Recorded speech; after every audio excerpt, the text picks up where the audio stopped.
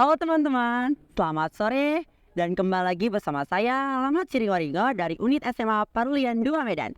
Kali ini Lamat tidak sendiri, Lamat bersama Pak Raja Simarmata selaku Kades di Kampung Ulos. Kampung Ulos merupakan salah satu daerah di Pulau Samosir yang dimana memiliki banyak adat istiadat setempat. Untuk mengetahui yang lebih lanjut, marilah kita mendengarkan beberapa penjelasan dari Bapak Pak Raja Simarmata selaku Kades di desa ini.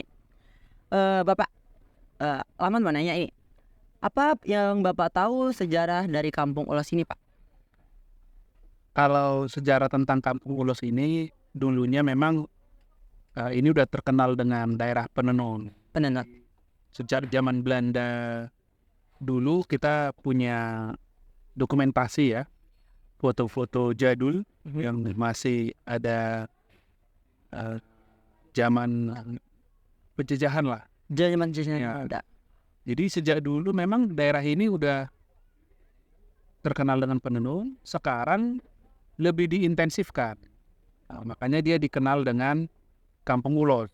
Kebetulan pada tahun 2019-2020 Pak Jokowi datang ke sini untuk membangun perkampungan ini begitu. Jadi setelah itu dia diresmikan 2022 jadi salah satu objek wisata di Kabupaten Samosir. Tahun 2022. Iya, diresmikan Presiden. Oh, tepatnya itu di bulan kapan itu, Pak? Februari, Pak. Oke. Nih, yang kedua, Pak. Apa sih daya tarik desa wisata Kampung Ulos ini sehingga para turis itu mau berkunjung ke sini? Daya tariknya sebenarnya ada banyak ya. Ada banyak. Yang pertama itu memang seperti saya bilang tadi, dia memang eksklusif penenun tradisional. Jadi dia anak-anak, ibu-ibu maupun yang udah senior, yang udah tua itu menenun semua di depan rumah.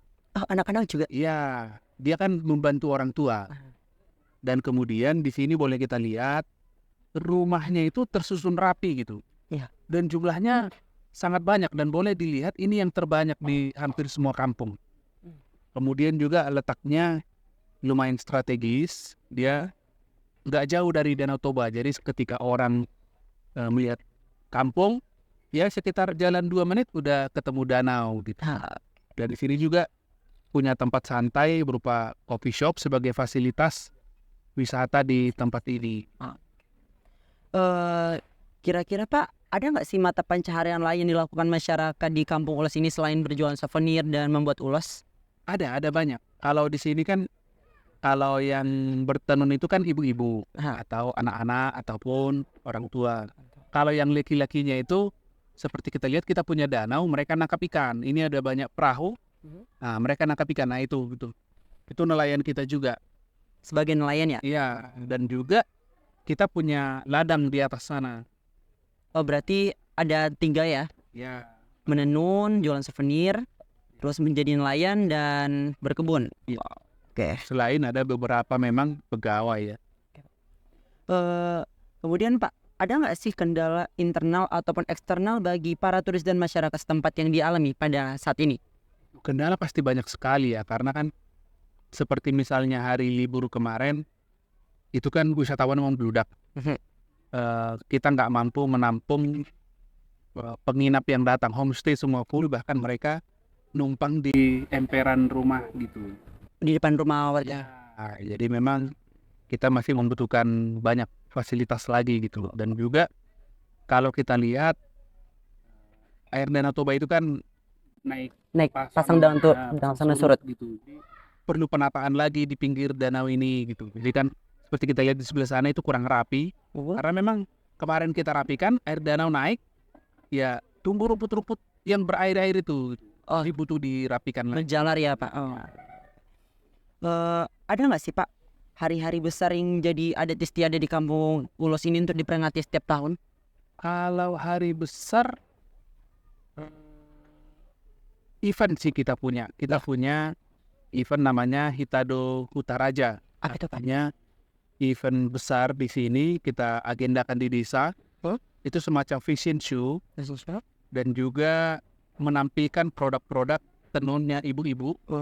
Itu fashion show kita agak berbeda. Fashion show itu kan biasanya yang ditampilkan kan itu cewek-cewek cantik. Nah, kalau di sini enggak, bintang utamanya itu adalah si ibu-ibu penenunnya. ibu-ibu penenun lah yang menjadi model itu. Ya, karena dia membawakan karya yang dia tenun sendiri. Jadi itu sangat ramai dan bahkan pengunjungnya itu dari mana-mana datang. Pesertanya juga untuk kan kita punya pertunjukan, kita punya lomba. Oh, ada lomba. Itu dari Medan, dari Siantar, dari luar kota juga banyak yang datang. Bahkan dari luar negeri ada juga itu, Pak. Kebetulan aja mungkin bisa ada bule juga yang ikut Oh. kemarin ya, versi anak-anak ya. Eh, ada nggak sih Pak cara yang harus dilakukan untuk mempertahankan budaya ini di zaman modern? Saya kira mempertahankan budaya itu harus sesuai zaman juga ya. Ya. Karena kan kalau budaya yang kita pertahankan itu harus persis sama seperti dulu, ya itu agak berat. Tapi kalau kita melakukan beberapa penyesuaian, saya kira bisa. Contoh, kalau sekarang kan katakanlah makanan ya. Ya, makanan. Kalau zaman dulu kan semua itu serba B2 gitu tuh. Ya. Kalau sekarang dengan beragamnya masyarakat kan bisa kita tambahilah variasinya, pakai ayam, pakai kambing, Iya. pakai ikan, ya. Prasmanan ya. Yang nggak melulu B2, yang mungkin buat sahabat-sahabat kita yang Muslim agak Iya. nggak halal gitu. Oh, karena di sini perlu penyesuaian. karena berarti di sini ada muslimnya juga ya Pak, makanya. Ada. Oh. Pengunjung kan banyak Muslim. Jadi saat ada event itu para ibu-ibu berjual makanan juga gitu. Ada yang jual makanan, Oh. ada. Kita sampai di akhir nih Pak. Apa Pak kesan dan pesan Bapak untuk sekolah Parulian dari Parulian 1, 2 dan seterusnya, dan untuk anak-anak muda dalam menjaga kebudayaan? Kesan dan pesan saya tetaplah berkreasi. Saya harap sih punya punya hal yang berbeda lah dari generasi-generasi muda yang lain. Punya keunikan gitu. Kadang nggak semua orang harus jadi insinyur, nggak semua orang harus jadi pekerja kantor. Mau jadi seniman, mau jadi apapun, ya ditekuni dengan sebaik-baiknya itu jauh lebih bermanfaat dan berdampak gitu. Dan lebih lebih menonjolkan diri untuk bermanfaat bagi masyarakat sekitar. Kalau misalnya contoh kita kenali potensi diri kita, contohnya ya kita sebenarnya lebih cocok jadi musisi atau presenter atau ini, tapi kita kadang maksain harus jadi pegawai, ya agak miris juga. Ya. Karena di zaman sekarang ya semua profesi bisa membawa dampak gitu. Bagi kita sendiri ya. Oke Pak, itu saja Pak yang mau lama tanyakan Pak.